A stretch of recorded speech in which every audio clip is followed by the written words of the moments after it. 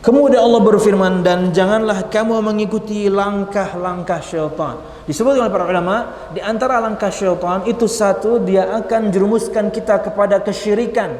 Dosa besar yang paling besar, syirik. Meninggal seorang dengan syirik, selesai, tidak diampuni. Nabi pun tidak bisa tolong Anda, karena meninggal dalam keadaan menyekutukan Allah Subhanahu wa ta'ala. Orangnya bertauhid, turun kemudian yakni khutwah atau tahapan berikutnya, orang ini diajak untuk berbuat kebid'ahan, menjalankan agama tapi tidak sesuai tatanan syariat, menjalankan sebuah ibadah Nabi Muhammad tidak pernah ajarkan. Ini levelnya nomor 2 loh. Imam Sufyan Ats-Tsauri mengatakan bahwasanya iblis lebih suka dengan orang pelaku bid'ah dibandingkan pelaku kemaksiatan, karena pelaku bid'ah susah dibenerin, pelaku kemaksiatan mungkin bertobat. Karena pelaku kebid'ahan merasa dia sedang menjalankan ketaatan. Gimana mau dinasehatin? Pak, nang pian gawe ini Pak ai kada perintahnya nyawani aja udah lagi sembahyang. Pak, nang pian gawe ini Pak ai kada tuntunannya udah nih puasa. Padahal puasanya tidak pernah diajarkan, padahal sholatnya tidak pernah diajarkan, padahal zikirnya tidak pernah diajarkan, padahal sholawatnya tidak pernah diajarkan. Kenapa susah dikasih tahu? Dia merasa dia sedang beribadah. Lain dengan tahapan ketiga, dosa besar. Siapapun orang, kalau misalnya masih ada sedikit hati nuraninya, dia tahu yang dia lakukan salah. Mungkin semua kita juga merasa jijik dengan satu dosa, seorang anak menggauli ibunya. Tapi ada yang melakukan? Ada. Sedikit, banyak. Level terendah orang makan riba itu sama seperti orang yang menyetubuhi ibunya. Anda jijik dengan orang yang disebutkan menyetubuhi ibunya, tapi kita riba hajar aja terus. Subhanallah, baru dosa besar. Tak taunya orang ini dosa besar pun jauh, baru dosa kecil.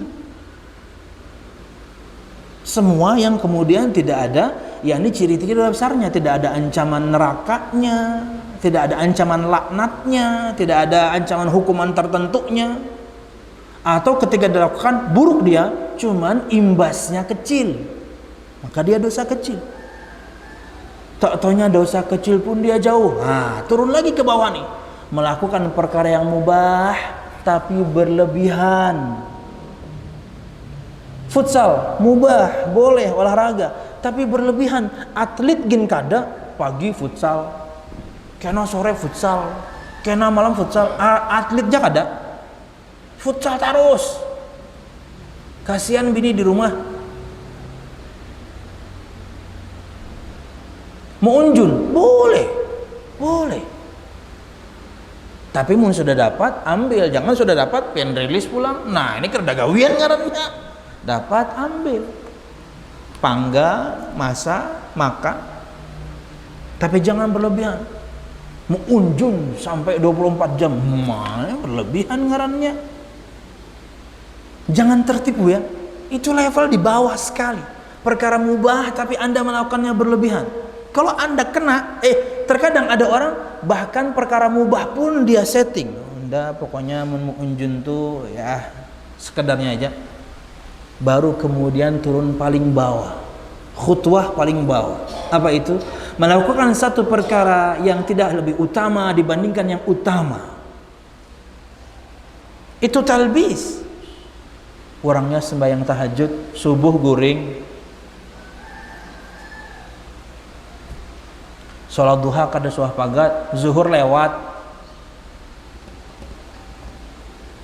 sedekah sana sini, padahal zakat yakni memenuhi persyaratan, zakat kada dikeluarkan. Anda kira itu bukan talbis? Itu langkah-langkah syaitan. Kalau yang paling bawah kena, baru dia nanti naik lagi ke atas, set, akhirnya berbuat syirik kepada Allah Subhanahu wa ta'ala. Jangan ikuti langkah-langkah syaitan. Kata Nabi Muhammad SAW, Inna allaha ma'al qadhi ma lam yajur, fa in jara alzamahu syaitan. Sesungguhnya Allah akan selalu bersama orang yang qadhi. Qadhi itu hakim. Belum terjemahkan dengan para penegak hukum. Mau polisi kek, mau siapa kek, terserah. Para penegak hukum. Allah bersama anda selama anda tidak berdusta. Fa in jara, dan apabila dia mulai berdusta, bohong sana sini, mulai enggak amanah, alzama syaitan, syaitan akan melaziminya, nempelin dia, ngikutin dia. Allah sudah berlepas diri. Dan inilah mungkin yang terjadi ke banyak orang di zaman kita sekarang. Allah sudah berlepas diri darinya. Kenapa? Bohong kerjaannya. Wallahu a'lam bishawab.